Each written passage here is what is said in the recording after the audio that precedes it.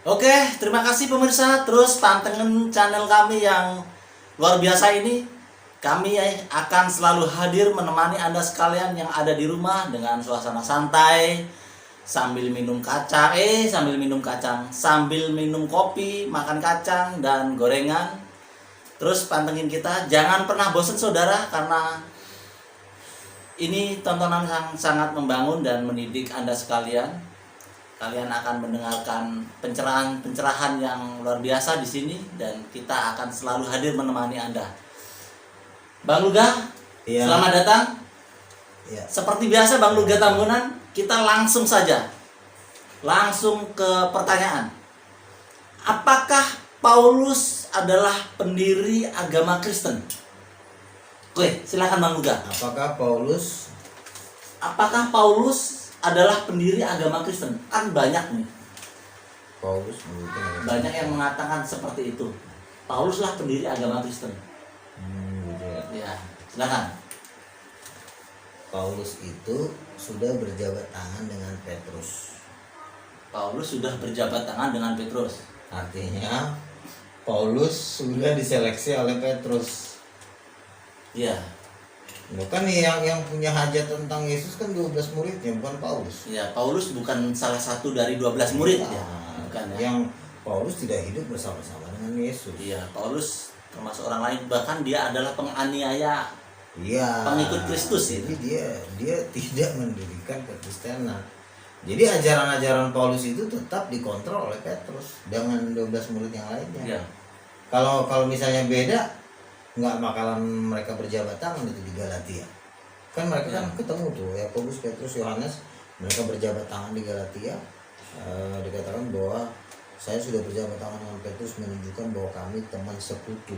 yang waktu apa? Konsili Ya Yerusalem. betul, konsili Yerusalem. Jadi satu, ajaran Paulus apa? Kita langsung ke intinya, jangan kita muter-muter.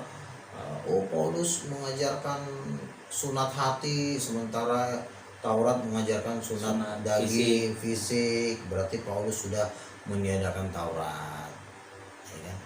Bukan seperti itu cara menjelaskannya. Cara menjelaskan tentang siapa Paulus. Kita langsung ke intinya aja. Kalau saya orangnya nggak suka muter-muter, Iya, saya nggak suka muter-muter, langsung aja ke intinya. intinya ajarannya aja gitu. Paulus bilang Yesus adalah raja di 1 Korintus 15 ayat 25. Sudah sejalan dengan Yohanes. Paulus mengajarkan Paulus mengatakan bahwa ia akan memegang pemerintahan sebagai raja sampai Allah menjadikan musuh-musuhnya jadi dijadikan tumpuan kakinya. Artinya Paulus memproklamirkan Yesus sebagai raja. Iya. Nah, terus pertanyaannya, Petrus memproklamirkan Yesus sebagai raja nggak? Kita buka kitab Petrus. Benar nggak ajaran Petrus ini sama Ya. dengan ajaran Paulus? Di 2 Petrus 2 ayat 16, Rasul Petrus menulis,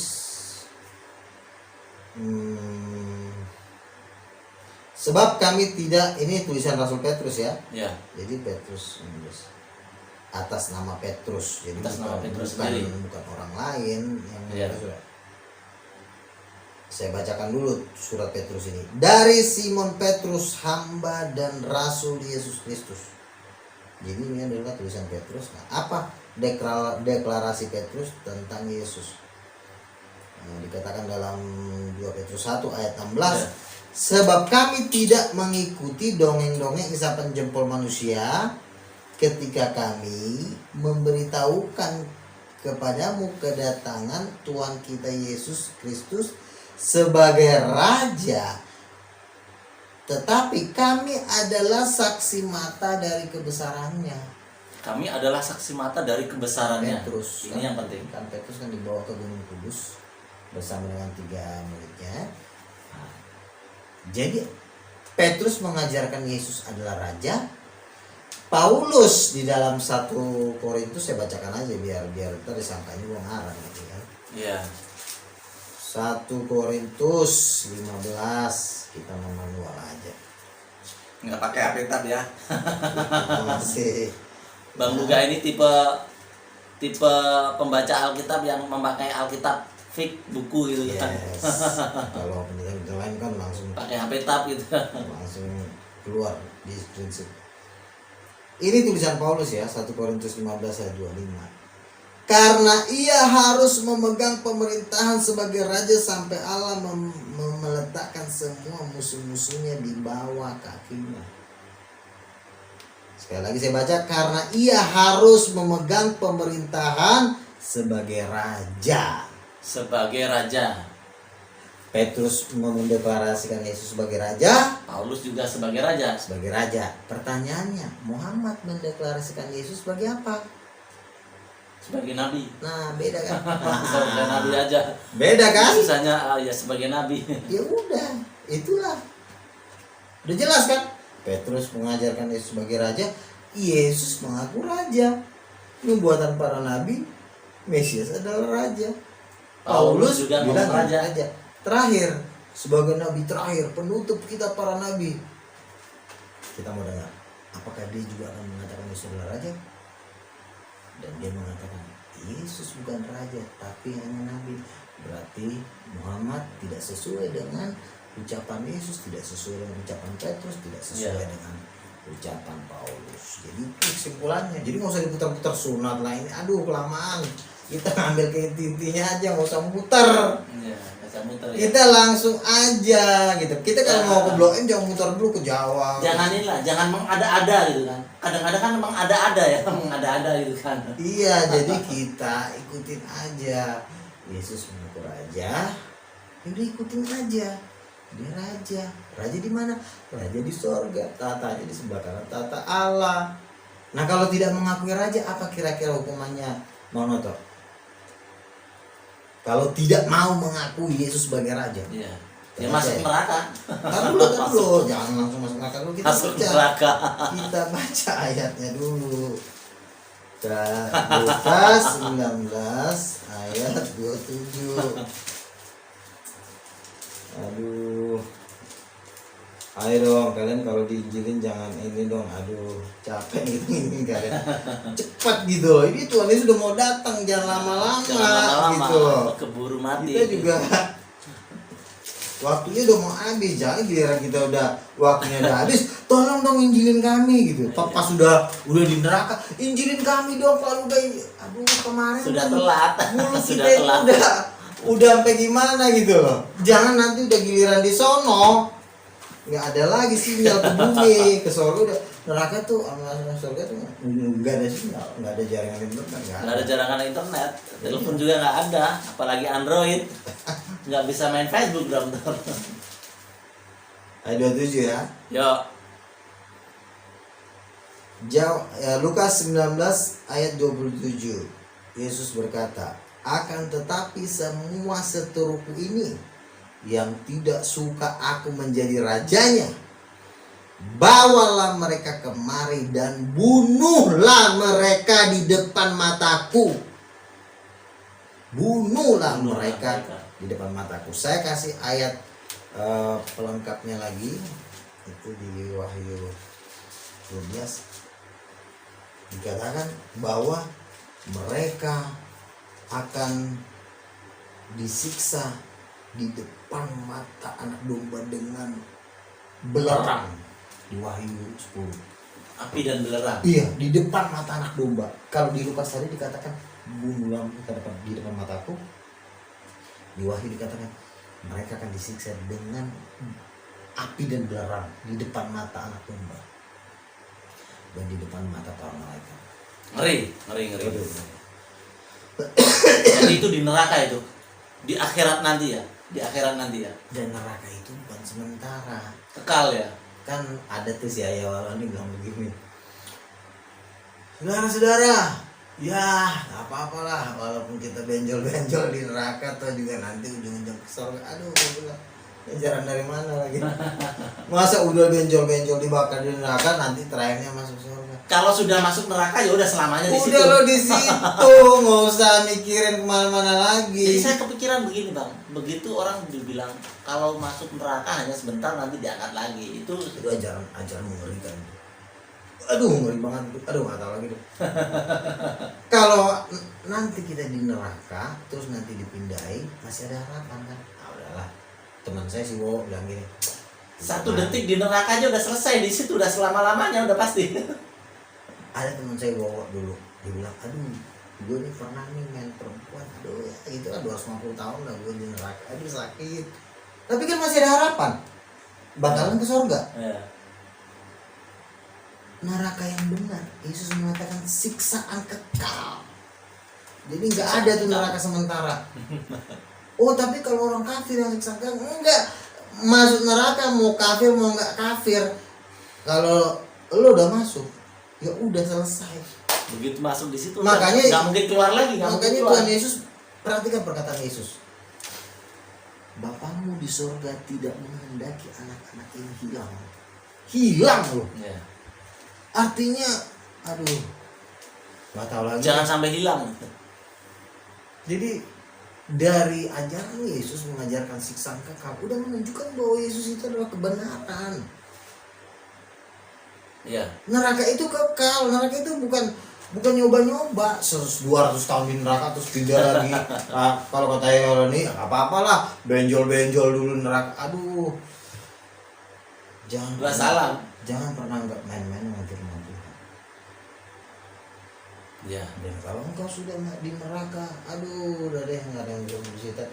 Neraka itu bukan 100 triliun tahun, bukan 1 juta, selama-lamanya. Aduh nggak tahu. Selama-lamanya di Saya neraka. pernah dibawa ke sana. Saya pernah dibawa. Jadi waktu itu saya tidur di Blok M. Tiba-tiba saya mendengar suara jutaan orang menjerit. Ya. Aduh, aku begitu mengerikan jeritan itu. Wah, jutaan orang menjerit. Yang saya tahu saya nggak melihat Tuhan Yesus, tapi Tuhan Yesus ada di belakang saya gitu kan. Tiba-tiba ada suara mengatakan kepada saya begini. Hanya suara orang yang di dalam itu yang bisa mengeluarkan jeritan seperti itu. Artinya apa? Dia bisa mengeluarkan jeritan seperti itu karena hanya orang di dalam itu yang bisa.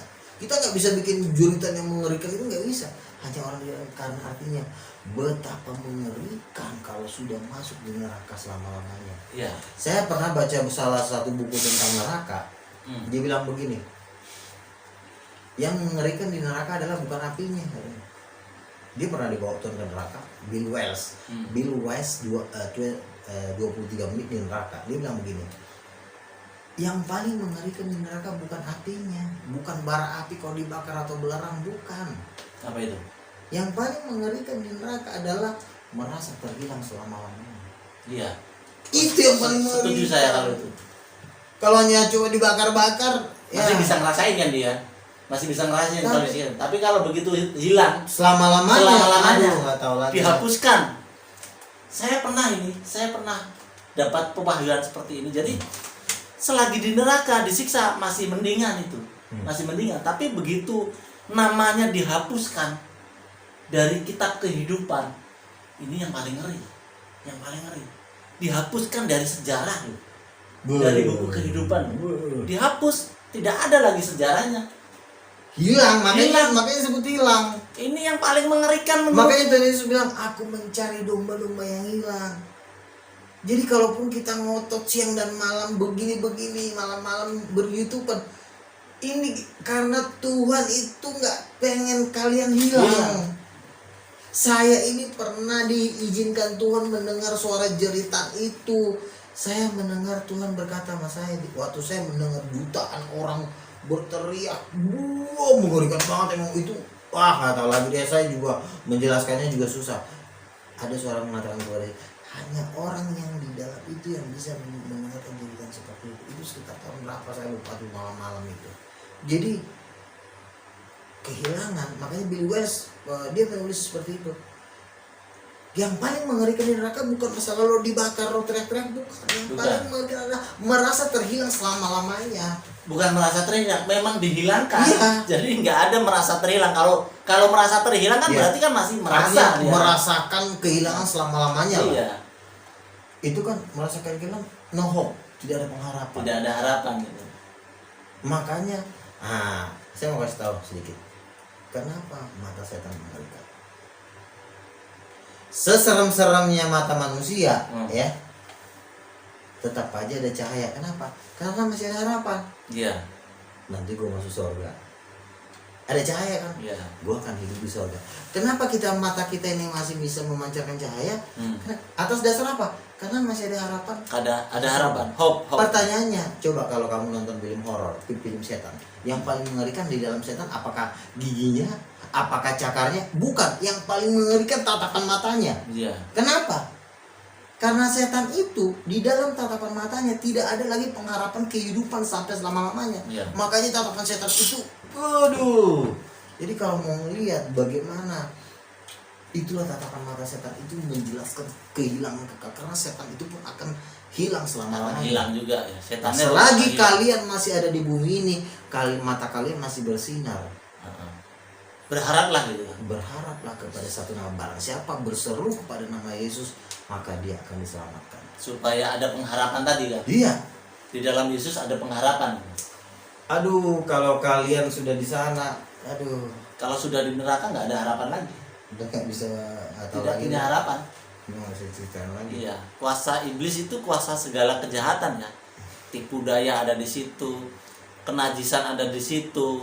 Kesedihan ada di situ. Itulah yang menyebabkan sampai Tuhan mau mati di salib, darahnya tercurah. Yesus itu bukan kurang kerjaan, Iya. mencurahkan darahnya. Emang dia orang bodoh mau mencurahkan darahnya? Iya. Dia itu bangkit dari antara orang mati. Dia aja ada di dunia ini bukan hasil hubungan suami istri. Iya. Nah, kalau dia rela mati di kayu salib bukan karena dia tidak bisa turun dari salib, orang mati aja dibangkitkan. Orang mati aja dibangkitkan. Nah, jadi kalau Yesus berbuat sesuatu tindakan seperti ini, darahnya tercurah, harusnya kalian mikir kenapa Yesus ini sampai mau mencurahkan darahnya. Dan jawabannya adalah tadi, supaya manusia punya pengharapan. punya pengharapan akan kekekalan. Punya pengharapan akan hidup yang kekal lagi. Aduh, terlalu mahal darah Terlalu Yesus mahal. itu. Kalau memang iblis itu tidak suka kita mengenal kebenaran. Iblis tidak suka mengenal kebenaran dan Karena segala kejahatan. Yesus berkata, iblis adalah bapamu dan iblis adalah bapa segala dusta. Waktu Yesus ngomong kali itu, Iblis adalah bapa segala dusta. Di situ ada kepahitan, ada iri dengki, ada amarah, ada kebencian, ada segala bentuk kejahatan ada di Ya. situ. Komplit. Tipu daya, ya kan? Tipu daya itu kan pasti pekerjaan iblis kan. Roh kepahitan, roh Saya pernah kebodohan juga. Saya pernah baca satu buku Mary Catherine Baxter ya. Dia punya kalimat sangat tajam sekali, sangat menggelitik saya. Tuhan Yesus mengatakan begini terhadap Mary Catherine Baxter. Iblis itu jahat, ya, dia itu jahat. Tapi dustanya melebihi kejahatannya. Ngeri gak? Dustanya melebihi kejahatannya. Jadi Dustanya melebihi kejahatannya. jadi artinya dia ini jahat, Iya. tapi dustanya lebih mengerikan. Lebih jahat lagi. Artinya kenapa? Tuhan pun didustakan sama dia. Dibilang jadi manusia, dibilang Tuhan yang Maha Kuasa. Dibohongin semua, dibohongin nama dia. Emang dia tukang bohong, nama Bapa segala pembohong.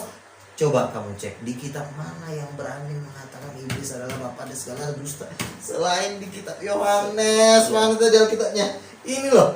Pernah gak kamu temukan di kitab suci mana yang berani mengatakan iblis adalah bapa segala dusta? Ada Bapa nggak? segala dusta. Ada nggak? Iya. Di kitabnya Ada. si A si B, ada nggak? Nggak ada. Cuma di sini men. Artinya inilah kebenaran. Berani mengatakan iblis bapa segala dusta. Iblis adalah bapa segala dusta. Sekarang saya mau tanya ya, kalau kitab Yohanes mengatakan iblis bapa segala dusta, berarti Yohanes adalah rasul Tuhan. Karena kitab agama manapun tidak ada yang berani mengatakan iblis bapa segala dusta, hanya mengatakan iblis penggoda. Penggoda sama pembohong kira-kira ngerian mana? Ngerian mana? Iblis itu jahat tapi kejahatannya kalah dengan dustanya. Nah itu yang pernah saya baca di buku Roti Bester. Ini kalimat dari mana lagi nih? Tuhan Yesus ngomong kepada Catherine Bester. Dikatakan dia memang jahat, tapi dustanya melebihi buset. Bohongnya gila gitu loh. Aduh. Nah, Iya. lawan dari kebohongan apa? Kejujuran dong ya, kebenaran. Yes. Makanya Yesus berkata apa? Akulah kebenaran. Yes. Lawannya Bapa Segala dusta. Yesus berkata di Yohanes 17 ayat 17, saya bacakan ya. Biar asik. Ini semakin malam. Awas nih, hati-hati nih, awas, hati-hati. Semakin malam semakin panas ini. Aduh, Tuhan. Bertobat, terima Yesus. Saya bacakan ya saudara-saudaraku ya. Yohanes 17 ayat 17. Kuduskanlah mereka di dalam kebenaran. Kuduskanlah mereka di dalam kebenaran. Firman-Mu adalah kebenaran. Firman-Mu adalah kebenaran. Yesus berkata dalam Wahyu 1 ayat 8, Aku adalah firman Tuhan Allah. Aku adalah firman Tuhan Allah. Yohanes 14 ayat 6, Yesus berkata, Aku adalah kebenaran. Disambung lagi sama Yohanes 17, firman-Mu adalah kebenaran. Sangat nyambung. Nyambung sekali. Yohanes 17 berkata, firman-Mu adalah kebenaran. Yohanes 14 ayat 6 berkata, Yesus berkata, Aku adalah kebenaran. Wahyu 1 ayat 8, Yesus berkata, Aku adalah firman Tuhan Allah. Berarti Yesus adalah kebenaran. Dan lawan baliknya adalah bapa segala dusta. Dan bapa segala dusta itu ya tertulis hanya di Alkitab, tidak di kitab agama manapun. Yang berani mendeklarasikan iblis adalah bapa segala dusta itu cuma Alkitab. Cuma Alkitab. Di kitab lain hanya mengatakan iblis Penggoda. itu penggoda. Ya ampun, imut banget sih si iblis. Penggoda, emang banci taman lawang. Kurang kerjaan menggodanya. Kayaknya bilang iblis penggoda itu kayaknya iblis tuh kayaknya ya Badut agak imut gitu loh. Badut malah iblisnya badut. Agak imut gitu loh. Tapi kalau Alkitab memberikan penjelasan tentang iblis itu ngeri loh. Yesus mengatakan kepada ahli Taurat, iblis adalah bapamu dan iblis adalah bapa segala dusta. Ia adalah pembunuh manusia sejak pada mulanya. Wah, itu sangat kebenaran yang sangat luar biasa. Saya kalau udah baca Alkitab, benarlah Alkitab ini adalah Yesus berkata, manusia hidup bukan dari roti saja, Melainkan dari setiap firman yang keluar iya, dari mulut firman yang keluar dari mulut Allah. Allah. Iya. Oh, Luar my God. biasa sekali, saudara. Haleluya. Haleluya. Nama Tuhan. Terpujilah nama Cinta. Tuhan. Cinta. Intinya, apakah Paulus mendirikan agama Kristen? Ya, seperti setelah kita bahas tadi, kita Yesus kupas, sudah saudara. bilang tadi kepada Petrus, engkau adalah Petrus, kepadamu kuberikan kunci kerajaan sorga, dan di atas batu karang ini aku akan Mendirikan jemaatku. Jadi udah diberikan kepada Petrus. Jadi pendiri agama Kristen sebenarnya Petrus gitu kan. Petrus dan Tuhan Yesus. Tuhan Yesus adalah Tuhannya. Jadi jemaatnya ya Gembalanya Petrus. Petrus. Jadi tanya Petrus gembalanya. memberi izin kepada Paulus. Paulus. Nah, jadi Paulus sebenarnya pusatnya ya Petrus gitu ya. kan. Ibarat kata tuh Paulus tuh masih adik-adikannya. Paulus disahkan oleh Petrus waktu Iya. konsili Yerusalem. Ya, mereka berjabat tangan. Ditabiskan ya. Paulus Berjabat tangan. Oke, kamu sekarang bergabung dengan kami, Petrus kan. mengabarkan Injil kepada Oke, saya juga orang-orang setuju. non Yahudi gitu kan. Iya begitu. Jadi tidak ada tuh alasan Oke, luar biasa saudara. Jadi yakinlah bahwa Paulus bukan mendirikan agama Kristen, tetapi agama Kristen memang jemaat ini sudah didirikan oleh Tuhan di atas batu imannya Petrus ya. Iman seperti Petrus itulah batu karang. batu karang iman seperti Petrus, inilah kekristenan. Ya. Menurut saya begitu. Saya membaca kitab Petrus perkataan Tuhan kepada Petrus bahwa engkau Petrus di atas batu inilah, batu karang inilah. Petra kan Petrus, batu karang. Petra itu iman atau kekerasannya seperti Petrus, imannya seperti Petrus. Tuhan mendirikan jemaatnya. Makanya kamu perhatikan ya, para pendebat muslim ya orang segala macam dan pasukannya tidak pernah berani mengkritik Petrus. Nggak berani. Tidak pernah disinggung ya. Yang jadi kambing hitam kan si Paulus. Dia nggak berani. Padahal Paulus Pertanyaannya, you pernah baca kitab Petrus nggak? Nih kitab Petrus pernah baca nggak? Nggak Iya. berani dia nyolek ini. Karena Di sini itu jelas juga itu. Yesus Tuhan. Petrus ngomong gua ini saksi mata coy. Petrus ngomong begitu, kalau udah Petrus ngomong gitu gimana? Iya. Repot kan?